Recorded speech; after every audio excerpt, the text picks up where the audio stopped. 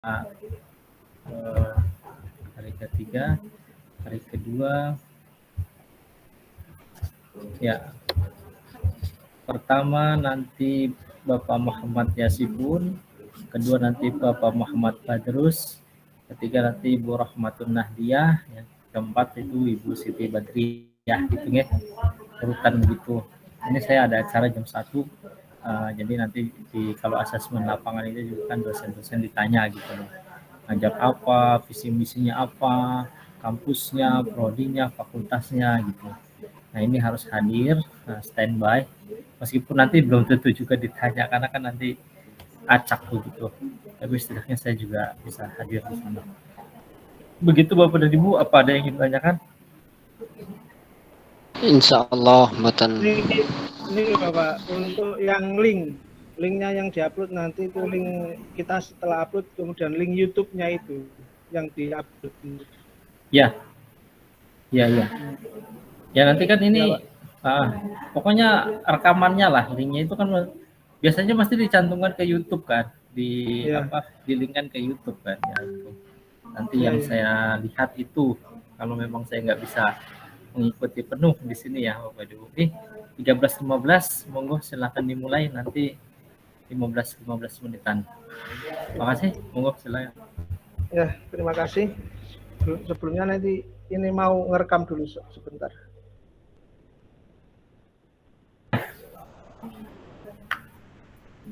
Oke. Sudah. Oke, nggak apa-apa. Ya. Assalamualaikum warahmatullahi wabarakatuh. Waalaikumsalam warahmatullahi wabarakatuh. Alhamdulillah anak-anakku sekalian, pagi hari ini kita bertemu kembali dalam mata pelajaran fikih. Dan sebelum kita belajar dulu, apa kabar hari ini anak-anak? Alhamdulillah.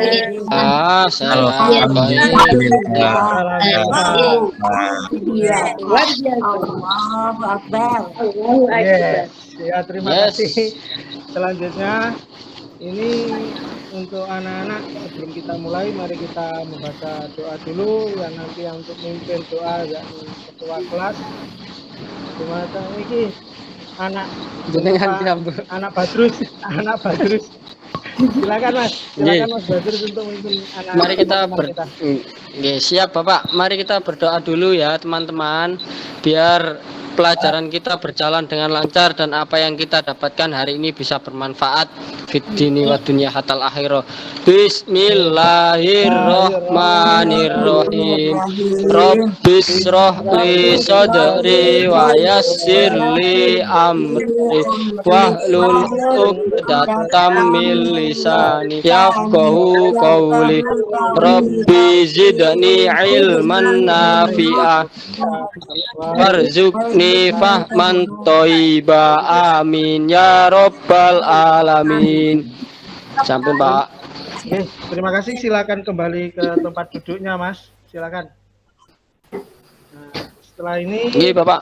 Ini dari 10 anak niki dalam satu kelas 2 ini sinten sing mboten hadir hari ini.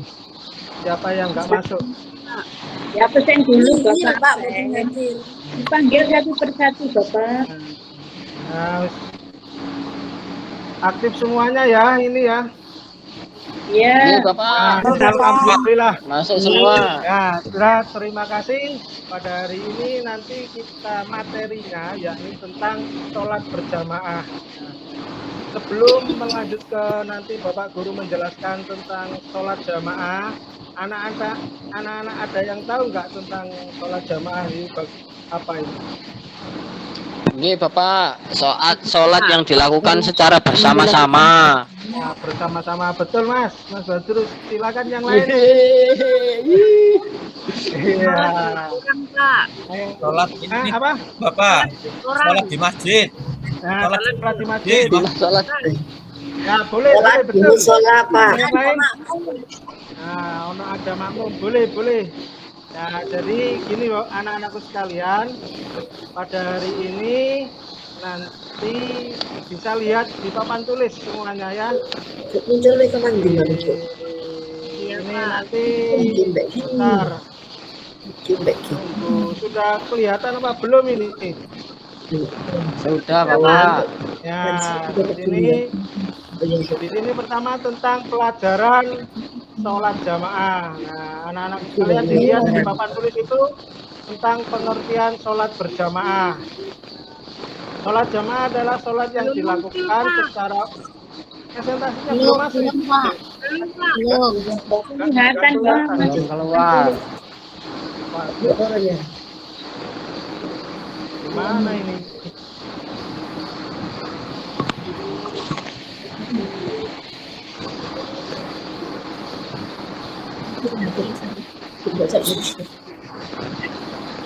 Bentar. Sudah kelihatan apa belum? Belum, Bapak. Belum. Sudah. Belum. Aduh, mungkin kendala sinyal ini. Ya udah, gini saja. Ini nanti ini dari sholat berjamaah, yakni tadi tentang sholat juga dilaksanakan berjamaah.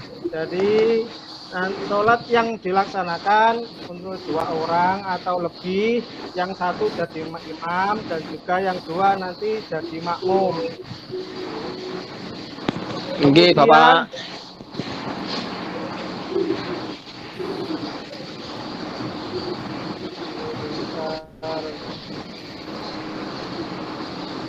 Nah, kemudian orang yang melaksanakan sholat bersama-sama tersebut itu disebut dengan sholat berjamaah. Sedangkan orang yang melaksanakan sholat sendiri itu disebut dengan sholat munfarid, yakni sholat sendiri.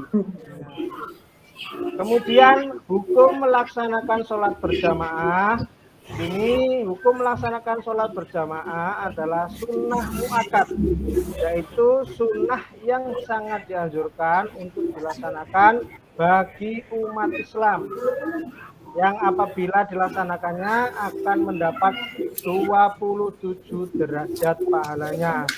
Sholat berjamaah pun bisa dikerjakan di mana saja, salah satunya yakni di tempat ibadah seperti masjid, musola, dan juga bisa dikerjakan di rumah. Sampean jamaahnya nanti di rumah itu bisa dengan ayahnya juga bisa, ibunya juga bisa, adiknya juga bisa, anak-anak sekalian. Nah, selanjutnya yakni syarat menjadi imam dan juga makmum. Ini syarat menjadi imam dan makmum. Yang pertama yakni syarat seorang imam, satu memenuhi syarat sholat wajib, kemudian syarat sah sholat, kemudian mengetahui tata cara sholat. Yang pertama, yang keempat yakni fasih membaca Al-Quran, terutama surat Al-Fatihah. Kemudian nomor 5 yakni laki-laki. Kemudian nomor 6 dapat dilihat oleh makmum. Jadi nanti kalau kita jamaah di masjid atau di musola itu, makmum itu kita bisa melihat imamnya. Kemudian berniat menjadi imam, itu adalah syarat-syarat menjadi imam. Selanjutnya yakni syarat menjadi makmum. Ya. Menjadi makmum yakni satu, berdiri di belakang imam. Jadi makmum itu tidak boleh berada di depan imam. Sing yang ada di depan itu disebut imam, yang di belakangnya itu disebut makmum. Kemudian yang kedua yakni niat menjadi makmum.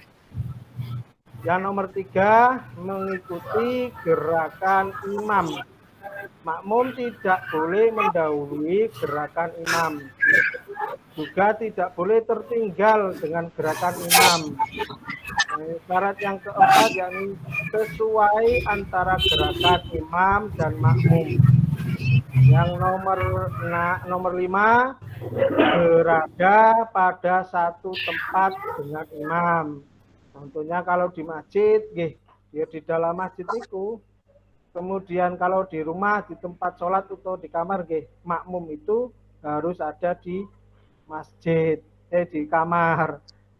Kemudian yang nomor 6, mengetahui perubahan gerakan imam. Jadi nanti kalau imamnya rukuk, makmum tersebut harus mengikuti gerakan imam, yakni rukuk tersebut.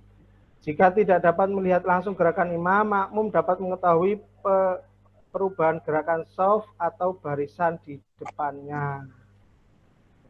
Kemudian sekarang tentang makmum masbuk, ya. Ini materinya makmum masbuk. Makmum masbuk yaitu makmum yang terlambat datang. Maksudnya makmum yang mendapati imam pada saat berdiri rukuk, tetapi makmum tidak dapat menemukan waktu yang cukup untuk membaca suratul Fatihah. Jadi ketika semisal gini, makmum seorang datang ke masjid untuk mengikuti jamaah, tapi makmum sudah membaca surat Fatihah dan kemungkinan si makmum tersebut tidak dapat mengikuti membaca suratul Fatihah tersebut, itu kemudian langsung makmum ikut rukuk, itu dinamakan makmum masbuk. Jadi makmum yang ketinggalan. Sekarang yang terakhir yakni hikmah.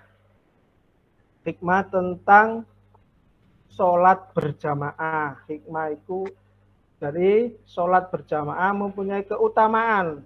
Jadi sholat berjamaah juga mempunyai manfaat, keutamaan, dan salah satunya yakni nomor 1 tadi, mendapat pahala kebaikan 27 derajat.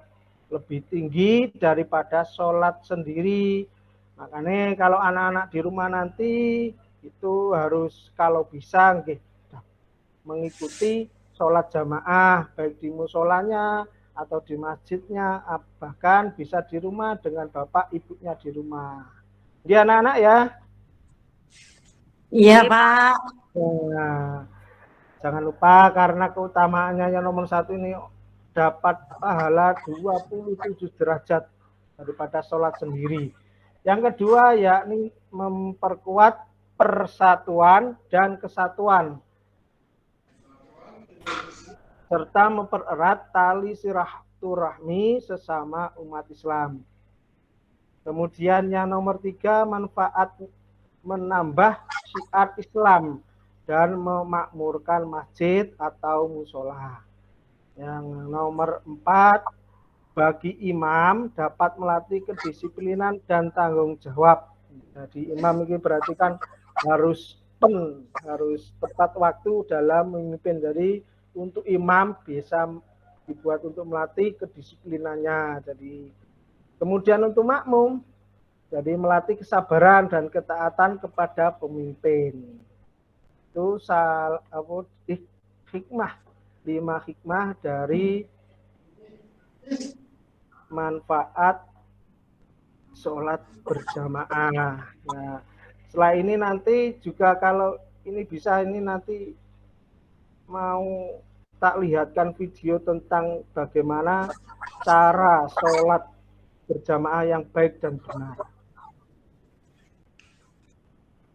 Bisa dilihat apa boten iki? Tidak bisa, Bapak. Aduh, tadi kok bisa cuma tulisan ya. Masih ada gambar, masih ada gambar Bapak saja. Ya. Ini bisa, tapi cuma Masih tulisan apa? saja. Cuma gambarnya Pak Guru. Tulisannya Cuma iya, gambarnya Pak Guru. Itu saja ya. jadi nggak kelihatan. Tulisannya Bentar ini. Masih belum kelihatan ya? Belum Pak, cuma tulisan saja. Belum, Pak. Cuma tulisan saja. Sebentar ya. Sabar dulu anak-anak ya, ini supaya Ya, Pak. nanti anak-anak juga bisa melaksanakan sholat berjamaah dengan baik dan benar. Jadi presentasikan.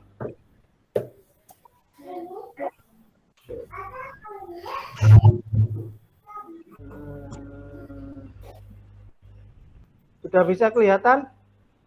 Belum, Bapak. Sudah. Masih proses, Pak, kayaknya. Nah, Ya, tunggu sebentar. Nah, ini video tentang bagaimana tentang gerakan jamaah yang baik dan yang benar? Kelihatan apa mboten niku? Ya. Ya sudah kelihatan Bapak.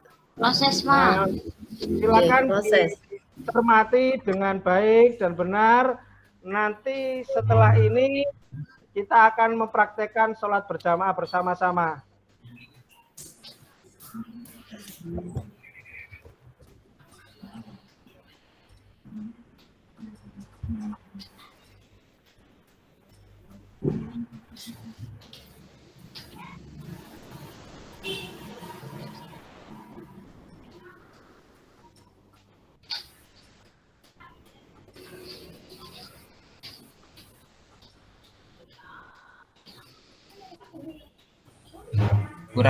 Kurang satu Bapak menit, waktunya kurang 1 menit. Oke, siap. Nah ini ya. Nah ini. Nah, sebentar.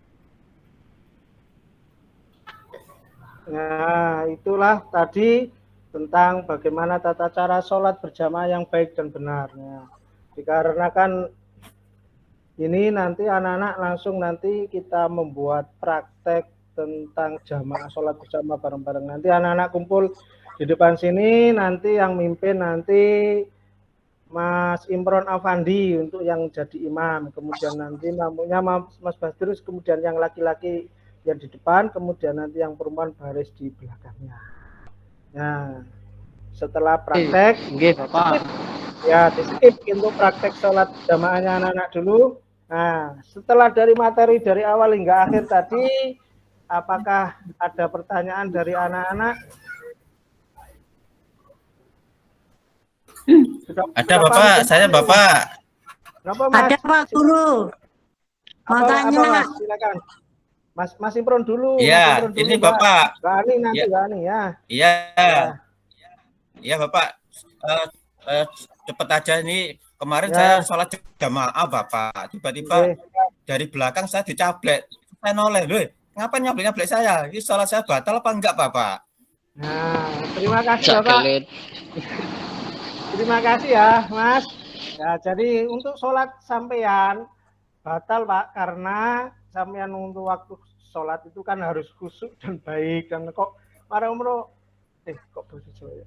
Karena dalam sholat berjamaah itu harus yang baik dan harus runtut Bapak. Dan kemudian saman diteblek koncone jawab, nah kok deblek, nah itu berarti saman membatalkan sholat, gerakan di luar sholat, jadi sholatnya sampean batal. Nah, pun paham nggih Mas nggih? Oh iya Bapak, terima kasih Bapak. Nah, tapi besok-besok jangan diulangi lagi Pak, sama harus mengulangi sholat yang baik dan benar lagi, ya.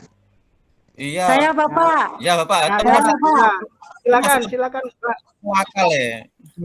Ya, terima kasih Mas. Ayo sekarang Mbak Ani, silakan.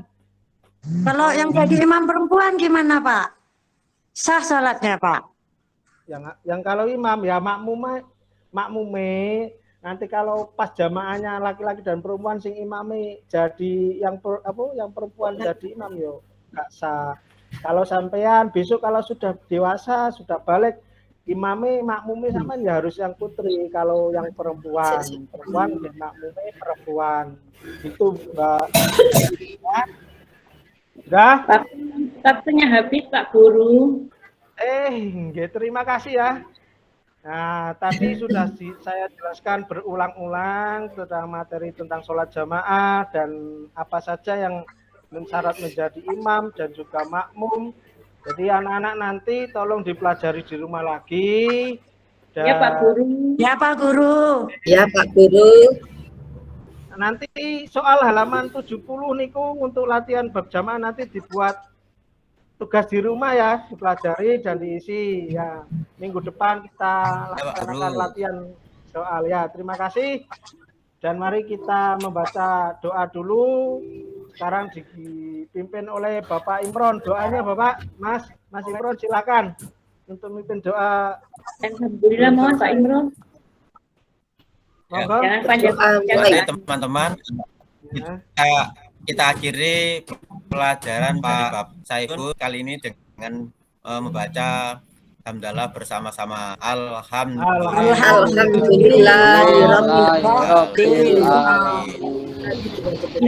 Ya, terima kasih untuk hari ini dan selamat berjumpa lagi di minggu depan pada mata pelajaran fikih untuk anak-anak sekalian. Dari Pak Guru, saya akhiri. Assalamualaikum warahmatullahi wabarakatuh. Waalaikumsalam warahmatullahi wabarakatuh. Sekarang dilanjut untuk Niki, untuk yang praktek kedua. Sinten tadi? Jam kedua, kulo Bapak. Terus. Nah, Ini yang Pak Batrus ya. nggih. Pak Batrus nanti Iya. kalau sampean mau mulai ngomong nanti tak rekam. Nggih, siap Bapak. Saya potong-potong biar filenya tidak kebesaran seperti yang kelompok satu kemarin. Nggih. Ya, Siap. silakan. Nggih. Pak Imron pun supe waktune nggih Pak Imron nggih. Pun dimulai niki Pak Yasifun. Ya, bisa. Silakan. Insyaallah. Iki kula mlebet kelas tek kek. Assalamualaikum warahmatullahi wabarakatuh. Waalaikumsalam wabarakatuh. Bagaimana kabarnya anak-anak semuanya? Alhamdulillah. Alhamdulillah. Luar biasa. Allahu Akbar. Alhamdulillah semuanya sehat. Sebelum kita memulai pelajaran hari ini, mari kita berdoa dulu, nggih. Doanya dipimpin sama Mas Imron. Ayo Mas Imron, dipimpin dulu berdoa teman-temannya. Baik, Pak, mari teman-teman pelajaran kali ini yang akan disampaikan oleh Pak Badrus awal dengan bacaan Bismillah secara bersama-sama supaya nanti bisa bermanfaat buat kita semua ilmunya ya. Bismillahirrahmanirrahim. Terima kasih Mas Imron sudah dipimpin doanya. Iya, terima kasih Mas Imron. Anak-anak, marilah kita mulai pelajaran hari ini. Hari ini pertemuan ketiga kita. Dalam pertemuan ketiga kita ini kita akan membahas tentang bab hitan. Ya, tentang bab hitan. Semuanya pasti tahu, pernah dengar apa itu hitan. Ya. Tolong sekarang disiapkan dulu alat tulisnya, nanti kita akan Pak Badrus tunjukkan materi, beberapa materi, nanti tolong ditulis materi-materi yang dianggap penting. Jadi sampean rangkum, nanti kalian maju ke depan untuk mempresentasikan dari apa yang sudah kalian rangkum. Tolong diperhatikan ya. Bismillahirrahmanirrahim. Sebentar, ini saya mau membagikan bisa dilihat itu anak-anak, bentar bisa dilihat materinya anak-anak. Sampun Bapak, sampun. Ya Pak. Nah, Hari ini kita akan membahas tentang bab hitan. Nah, kita akan membahas tentang sejarah hitan, terus kemudian kita akan membahas pengertian hitan itu seperti apa, membahas hukum hitan itu bagaimana, membahas waktu pelaksanaan hitan, dan juga membahas hikmah hitan. Tolong nanti dicatat ya untuk kalian yang penting-penting. Nah, sekarang kita lanjutkan materinya. Yang pertama adalah sejarah hitan. Sejarah pensyariatan hitan. Sejarah pensyariatan hitan disyariatkan pada masa Nabi Ibrahim alaihissalam. Kisah tentang hitan Nabi Ibrahim alaihissalam diriwayatkan dalam sebuah hadis yang berbunyi, wahtatana Ibrahimu alaihissalam wa huwa bunus samani nasanatan bil qadum, yang artinya Ibrahim alaihissalam telah berhitan dengan kapak sedangkan beliau berumur 80 tahun. Jadi beliau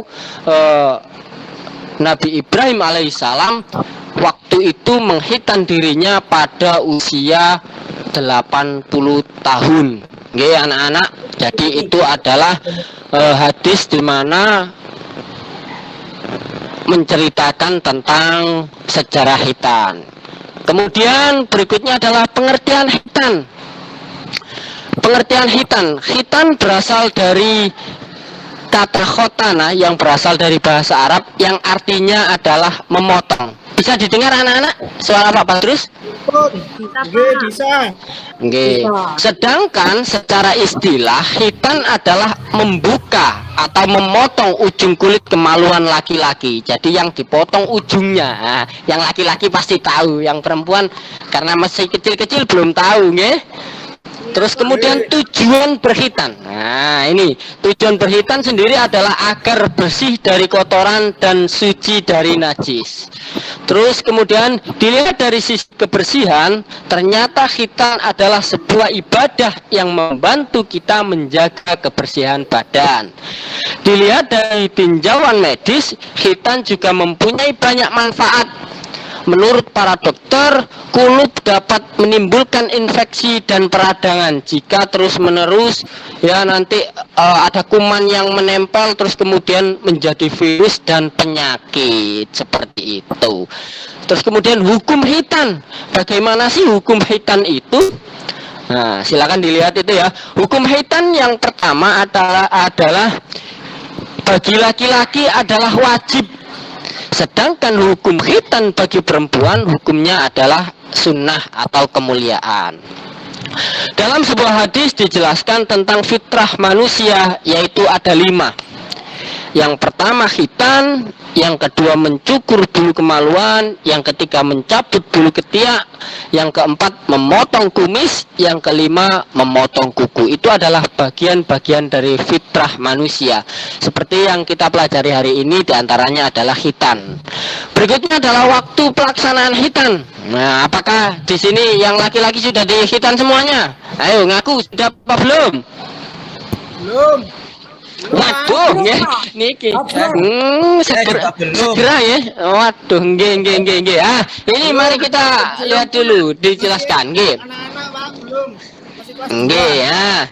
Sekarang diperhatikan ini. Khitan sangat berpengaruh dalam keabsahan sholat. Maka khitan wajib dilakukan ketika seorang laki-laki sudah mulai diwajibkan untuk sholat. Secara syariat tidak ada ketentuan usia untuk melaksanakan khitan. Namun melihat pertimbangan di atas, para ulama membagi waktu pelaksanaan khitan dalam 2 waktu. Yang pertama adalah waktu mustahab, yaitu waktu sunnah. Waktu sunnahnya kapan? Yaitu waktu sebelum balik. Yang kedua adalah waktu wajib. Waktu wajib khitan yaitu pada saat anak balik. Karena pada saat itulah seorang anak mulai wajib melaksanakan sholat. Jadi karena sudah wajib melaksanakan sholat, maka wajib juga untuk dikhitan. Berikutnya hikmah khitan. Hikmah khitan yang pertama adalah sebagai bukti ketaatan terhadap Allah Subhanahu wa ta'ala. Jadi kalau sampean mau dikhitan berarti sampean taat kepada Allah dan taat pada perintah Rasulullah SAW. Yang kedua, sebagai ciri pengikut Nabi Muhammad SAW dan pelestarian syariat Nabi Ibrahim. Jadi kalau sampean di khitan berarti sampean mengikuti Nabi Muhammad, nggih. Terus kemudian yang ketiga, menjaga kebersihan dan kesucian badan. Jadi kita mudah untuk mensucikan badan kita, mudah untuk mensucikan diri kita, terutama dari kotoran dan najis dari air kencing. Jika belum dihitan, airnya ini tersimpan karena masih ada penutupnya kulit itu, nih. Jadi makanya harus dihitan. Yang keempat, mencegah timbulnya berbagai macam penyakit. Kalau sampai tidak dihitan, nanti air yang ada di dalam atau yang belum keluar dari kemaluan sampai ketika kencing itu nanti bisa menimbulkan penyakit, menjadi sarang kuman, nggih. Terus kemudian yang kelima, menjadi ciri muslim yang baik. Kalau sampean mau melakukan khitan, ya, terutama yang laki-laki karena hukumnya wajib, maka sampean menjadi orang muslim yang baik. Jadi seperti itu, nggih anak-anak? Lah, barusan adalah materi yang saya sampaikan. Dituliskan ya tadi ya. Kalau sudah ditulis, nggih, kita bentuk kelompok. Nanti saya minta untuk maju ke depan untuk mempresentasikan dari yang sudah sampean rangkum tadi. Kelompok pertama Pak Yasifun, Mas Yasifun sama Mas Imron, ya. Terus kemudian Mbak Iza sama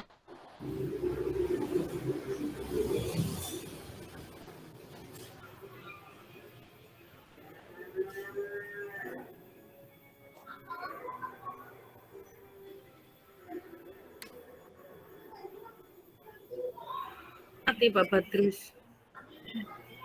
Pak Badrus. Mic-nya mati.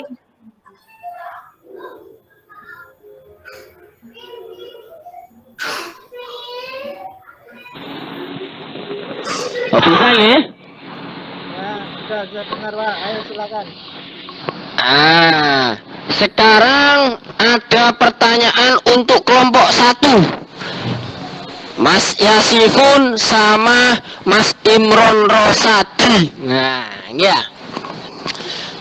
Tolong ditulis pertanyaannya ya, biar tidak salah nanti. Nah, Mas Imron adalah muslim yang sangat taat.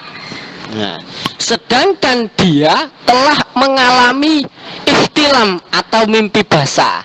Lah, mimpi basah itu adalah salah satu ciri dari atau tanda-tanda dari seorang laki-laki memasuki masa balik. Nah, pertanyaannya, bagaimana hukum pelaksanaan khitan untuk Mas Imron? Sudah? Sekarang kelompok 2. Kelompok 2, Mbak Iza sama Mbak Rahmatun, nggih. Nah, Mbak Iza adalah seorang muslim yang baik, sedangkan ayahnya tidak tahu kalau hukum khitan bagi perempuan itu sunnah.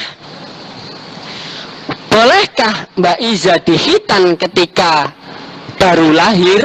Nah, sudah. Itu untuk kelompok 2. Untuk kelompok 3, Mbak Sardiati sama Siti Badriah. Bisa didengar suaranya ya? Ya, dengar. Bisa Pak Guru. Iya. Kita sebagai seorang muslim ini jika melaksanakan perintah-perintah Allah pasti ada hikmah-hikmah di dalamnya atau kebaikan-kebaikan, keutamaan. Lah, apa hikmah dari melaksanakan khitan? Nah, itu pertanyaannya untuk kelompok nomor 3 ya. Kelompok 4 Siti Huzaimah sama Ani ya. Ya, Pertanyaannya cek bentar, tak tanyakan. Nah, iya. Mudah sekali. Iya. Mas Yasifun adalah orang yang taat kepada Allah Subhanahu wa taala. Dia sangat pandai tentang ilmu sejarah keagamaan Islam. Nah, pertanyaannya, syariat khitan dimulai dari siapa atau nabi siapa? Silakan, sudah dipikirkan, silakan dikelompokkan, dipikir dengan kelompoknya. Setelah ini berurutan dari kelompok 1, terus kemudian kelompok 2, terus kemudian kelompok 3 dan kelompok 4. Waktunya sudah mau habis ini. Ayo. Sudah siap? Nah, iya. Kelompok 1. Silakan kelompok 1 mempresentasikan dari pertanyaan Pak Badrus. Wow, kurang 10 menit sudah habis waktunya. Silakan. Ya sudah. Habis. Ini Pak, Mas, Iya. Mas Imron, ketua, monggo, Mas. Sampeyan mawon, Mas. Loh, masa saya loh. Kasih pun saja. Ya, ya. Ya, gak boleh berantem, ya. Iya, bagaimana tadi hukumnya, Mas Imran? Wakal, Pak. Wakal ini. Ya, hukumnya dari apa yang sudah kita diskusikan dengan teman saya, itu hukumnya wajib, Bapak, karena dia sudah mengalami mimpi basah. Itu saja. Terima kasih, Bapak. Iya, bagus, tepuk tangan untuk kelompok 1. Bagus sekali. Ya, karena tadi sudah masuk. Wah, iya bagus. 105 nilainya, 105 ya. Nah, karena sudah balik. 100 plus, Pak. Iya, 100 plus. Iya, karena sudah balik, maka hukumnya adalah wajib. Silakan kelompok 2. Tadi Mbak Iza sama Mbak Rohmatun kok gak terdengar sekali ini. Mbak Iza ini gimana ini? Ayo. Hukumnya boleh, Pak. Boleh. Hukumnya boleh, kenapa? Karena khitan untuk perempuan hukumnya sunnah. Kalau dikerjakan mendapatkan pahala, kalau tidak dikerjakan tidak apa-apa atau tidak. Iya, bagus sekali. Tepuk tangan untuk kelompok 2. Bagus. Iya, karena hukum khitan bagi perempuan itu adalah sunnah atau kemuliaan, maka tidak apa-apa di khitan. Justru itu semakin bagus karena itu anjuran dari Rasulullah Sallallahu Alaihi Wasallam. Silakan kelompok 3 sekarang. Kelompok 3 mempresentasikan, silakan, ayo. 9 menit. Saya, Pak. Iya, Mbak Sardiati silakan. Bagaimana pertanyaan? Jawabannya? Hikmah khitan. Iya. Bagaimana hikmah khitan? Pertama, menjaga kebersihan. Bagus, terus apa lagi? Yang kedua, melaksanakan kewajiban bagi seorang muslim laki-laki. Itu saja, Pak. Boleh. Oh iya, kalau ditinjau dari segi kesehatan, ayo bagaimana ayo Siti Badriah, Mbak Siti Badriah dijawab, temannya dibantu. Mencegah penyakit kelamin, Pak. Bagus, kalau penyakit kelamin ingat ya. Bagus, pinter ini. Nah, sekarang kelompok 5. Nah, Mbak Siti Huzaimah, ayo sama Mbak Ani. Mbak Ani. Ayo. Waktunya, Pak, waktunya. Ayo, waktunya sudah mau habis, ayo. Syariat khitan dimulai dari Nabi Ibrahim, Pak. Bagus sekali, iya. Ya, syariat khitan itu dimulai dari Nabi Ibrahim alaihissalam. Ya, karena waktunya sudah mau habis, saya akan merefleksikan pelajaran hari ini ya. Ini adalah rangkuman dari materi yang sudah saya sampaikan. Syariat khitan disyariatkan oleh Nabi Ibrahim, terus kemudian dilanjutkan oleh Nabi Muhammad SAW. Hukumnya ya. Hukumnya adalah wajib bagi laki-laki dan sunnah bagi perempuan. Nggih. Terus kemudian hikmahnya adalah menjadi muslim yang taat kepada Allah Subhanahu wa taala dan terhindar dari penyakit. Kalau kata Mbak Siti tadi penyakit kelamin ya. Itu apa? Boleh. Iya. Iya, karena sudah mau bel, kita tutup pelajarannya dengan membaca hamdalah bersama-sama. Alhamdulillahi Rabbil Alamin. Kita cukupkan pelajaran hari ini. Wabillahi taufiq wal hidayah, wabiridho wal inayah. Assalamualaikum warahmatullahi wabarakatuh. Waalaikumsalam warahmatullahi wabarakatuh. Alhamdulillah. Bisa setelah ini langsung pindah. Iya. Kita tutup dulu di sini. Berhenti dulu ya Kita Pak. tutup dulu. Iya.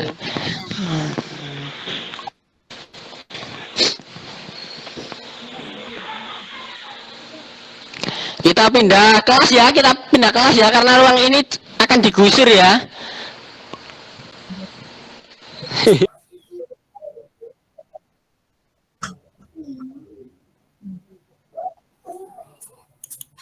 Feeling tak